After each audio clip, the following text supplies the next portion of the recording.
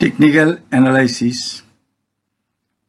গতকাল সন্ধ্যায় যারা আমার লাইভ অনুষ্ঠানে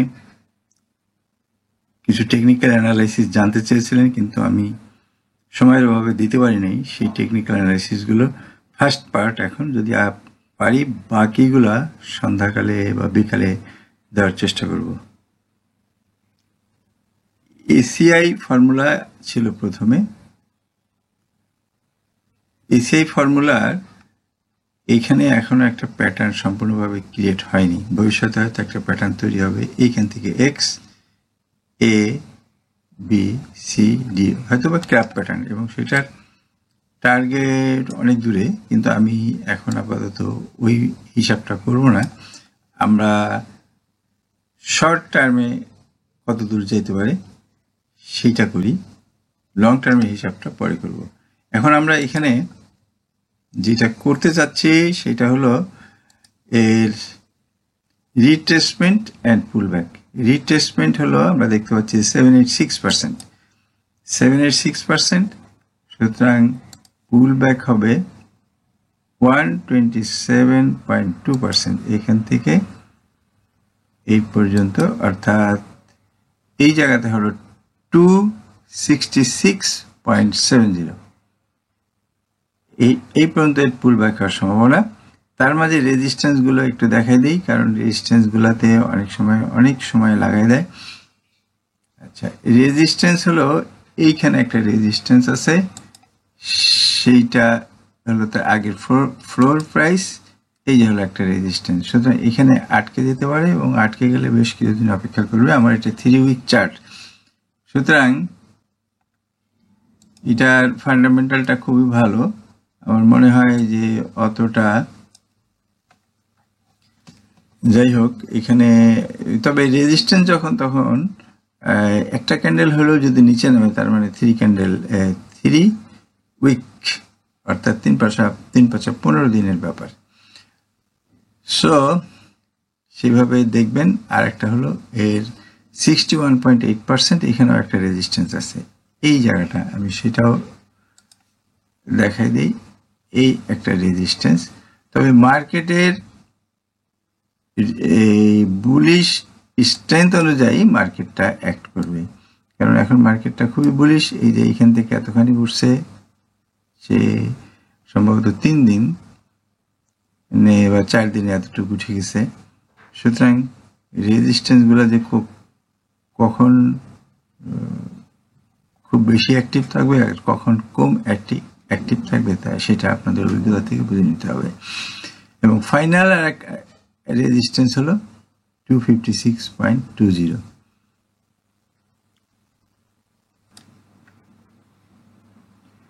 আমাদের পরবর্তী স্টক অ্যাপেক্স ফুটের রেজিস্ট্যান্স লাইনটা এইটা, এই পয়েন্ট থেকে এখানে আসছে, রেজিস্ট্যান্স লাইন ব্রেক। ইভেন তার ফ্লোর প্রাইস যে একটা রেজিস্ট্যান্স আছে সেটাও ব্রেক, এবং তার বি পয়েন্ট যে একটা রেজিস্ট্যান্স আছে সেটাও ব্রেক। এটা কি ফান্ডামেন্টালি খুব ভালো? ফান্ডামেন্টালি খুব ভালো না। তারপরেও শেয়ার সংখ্যা কম, এটা বিভিন্ন কারণে পাবলিকের আকর্ষণ থাকতে পারে, সেটাই হলো মূল কারণ।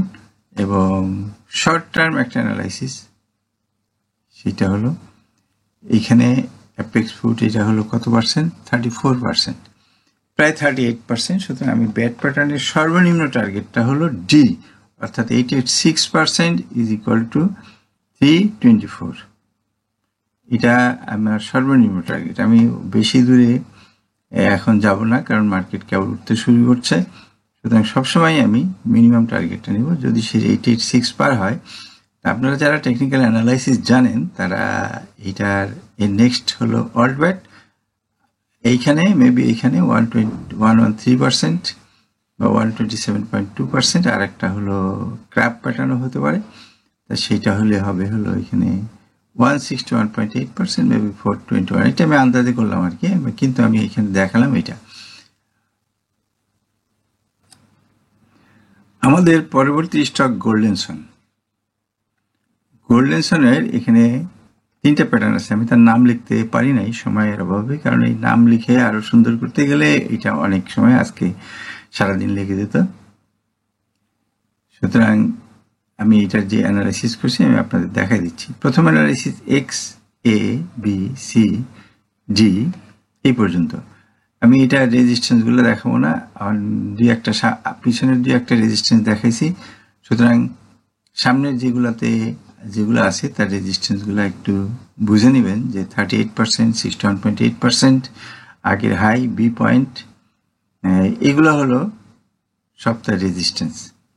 সুতরাং এখানে প্রথম টার্গেট হলো আমাদের 26.30, এটা হলো ব্যাড প্যাটার্ন, এটা হলো অল্ট ব্যাড প্যাটার্ন 1.272%, এটা হলো ক্র্যাপ প্যাটার্ন 34.70, এটা হলো 161.80, এর ভ্যালু আসতেছে 34.70।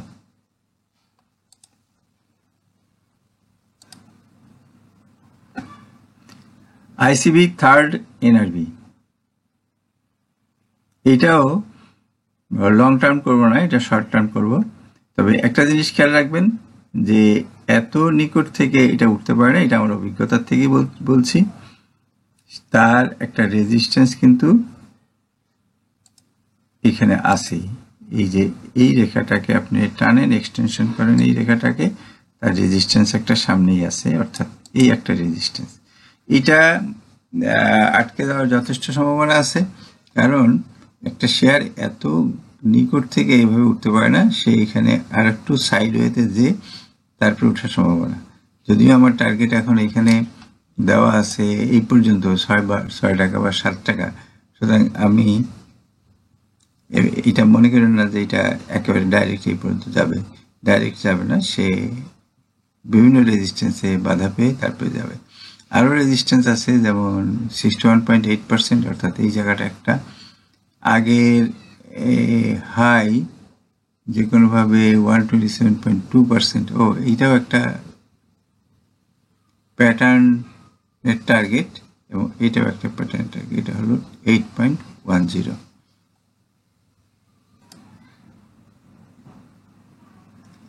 JHRML,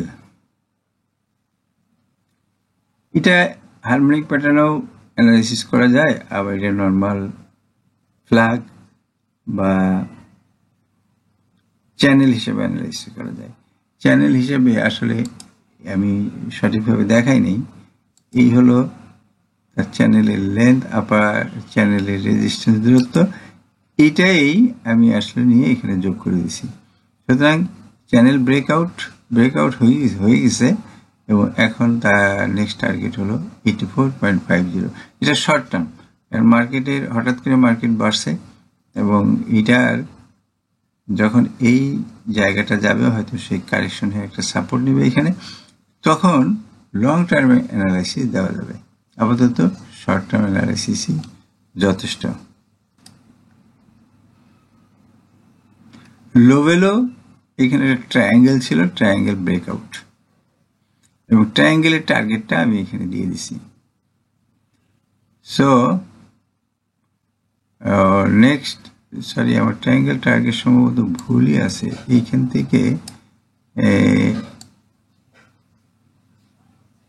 এইটা, আচ্ছা আমি সরি এখানে আবার একটু সময় নিচ্ছি আপনাদের। এই রেখাটা নিজে যোগ হবে ট্রায়াঙ্গেল ব্রেকআউট পয়েন্টে এখানে।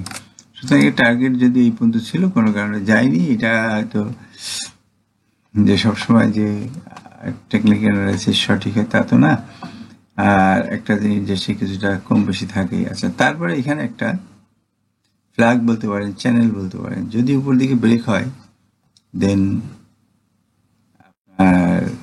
এইখানে উপর দিকে ব্রেক হলে মেবি এইখান থেকে ধরতে হবে চ্যানেলটা, অথবা এইখান থেকে ধরতে হবে। উপর দিকে ব্রেক হলে আপনার আরেকবার উপরে উঠতে পারে, হয়তো বা তখন এই গ্যাপটা, এখানে যে গ্যাপটা, অর্থাৎ কিনা সে আগের বার যে যায়নি যে অংশটা, এই এতটা পূরণ হতে পারে। আর এখানে তাছাড়া এখানে অন্য কোনোভাবে অ্যানালাইসিস করা সম্ভব হচ্ছে না। আমরা নেক্সট স্টকটা দেখি।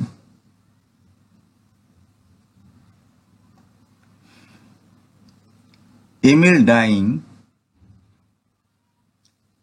ডাইং এর আমরা এখন একটা বুলিশ ফার্মে আছে যদিও, কিন্তু তার রেজিস্ট্যান্স হলো এইখানে, আর সে বেশ বুলিশ ফার্মে আছে, সম্ভবত এইখানে বেঁধে যেতে পারে, এখানে হয়তো রেজিস্ট্যান্সটা পার নাও হতে পারে, অথবা পার হওয়ার জন্য সে 2 দিন কারেকশনে থাকতে পারে, পার হইতে যে তারপরে সে যখন আবার উপরে উঠবে আমি সেই সময় তার অ্যানালাইসিস দিব, কারণ আমি এখনো সন্ধিহান এই জায়গাটা সে পার হইতে পারবে কিনা। যদি পারে সেটা পরে দেব, কারণ এতগুলি অ্যানালাইসিস একসাথে দেওয়া ঠিক হবে না। ছোট একটা শর্ট টার্ম অ্যানালাইসিস এখানে দিলাম।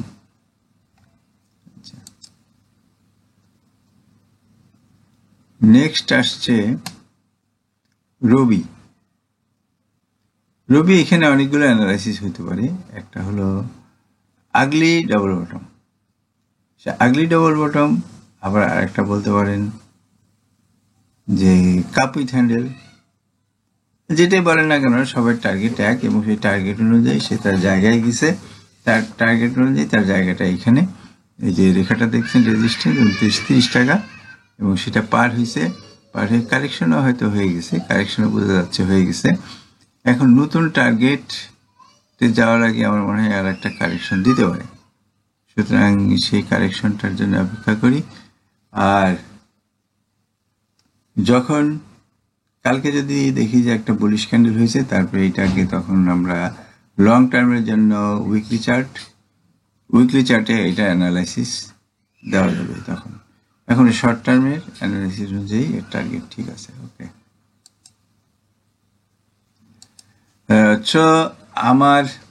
আপনারা যেগুলো চেয়েছিলেন তার মাত্র অর্ধেক কয়টা আমি দিতে পারছি, বাকিগুলো সিরিয়ালি পিছনে আছে। তা আমি এখন এখানেই আপাতত ক্লোজ করে দিই। সো সামনে আপডেট পাওয়ার জন্য সাবস্ক্রাইব করে আমার সাথে থাকবেন, লাইক শেয়ার ও কমেন্ট করলে খুশি হব। ধন্যবাদ। আসসালামু আলাইকুম। পরবর্তী আপডেট পেতে লাইক, কমেন্ট ও শেয়ার করে সাথে থাকুন। সাবস্ক্রাইব করার জন্য ধন্যবাদ। আসসালামু আলাইকুম।